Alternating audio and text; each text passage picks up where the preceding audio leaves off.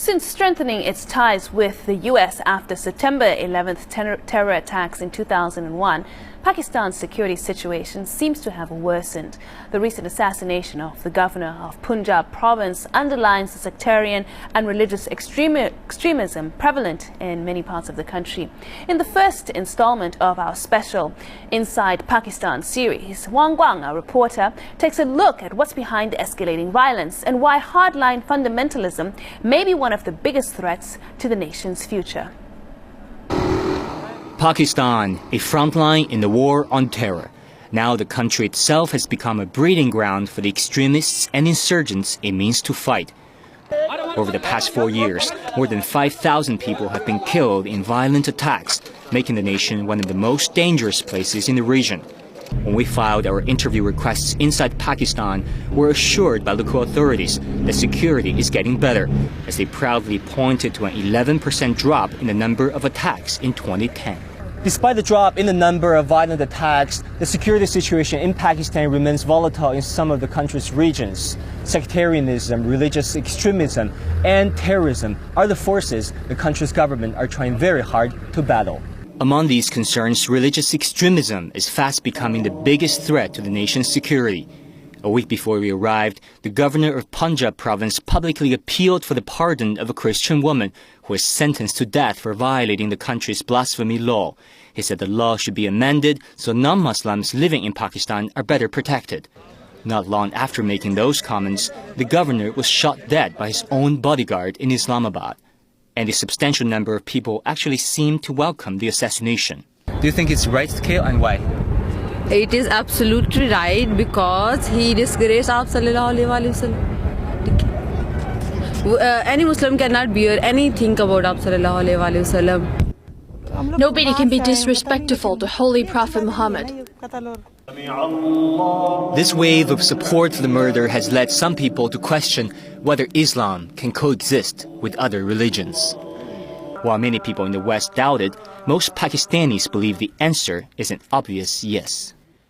At the end of the day, Islam is all about spreading peace. People have given, different signals out to the world. I mean, the people who are spreading the wrong message to the world out there, that I wouldn't consider them as Muslims at all anyway. Like this lady, every once in a while, many people in Pakistan would remind us what Islam is all about. They say the word Islam is related to the Arabic salam, or peace. According to scholars, Holy Prophet Muhammad survived several assassination attempts himself and eventually brought peace to the war-torn Arabian Peninsula. Trying to get a better sense of what we're told, we set out for some centuries-old villages where the original flavor of Pakistani societies remains intact.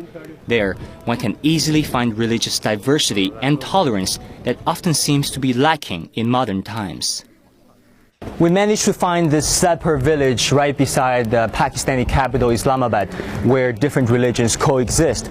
For example, that is a Hindu mandir for Hindu, and over there we can see a Sikh temple for Sikh religion that is practiced largely in the Punjab area in India. Its worshippers include Indian Prime Minister Manmohan Singh, and of course there are many mosques in this region. All these different structures representing different religion standing next to each other in one place. If the Muslims in Pakistan could live side by side with people of different faiths back then, why has there been an increase in the number of sectarian and religious violence in modern times? There is a mainstream Islam and there is a sectarian Islam. Mainstream Islam, which believes in coexistence, which believes in valuing your neighbor, which believes in being principled with your enemy.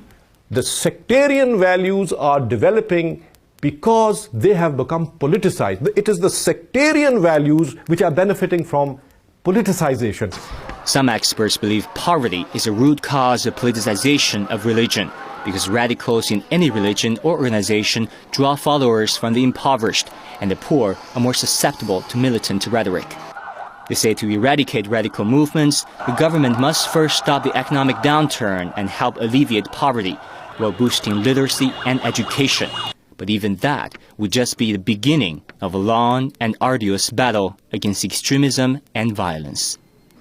Wang Guan, CCTV, Islamabad,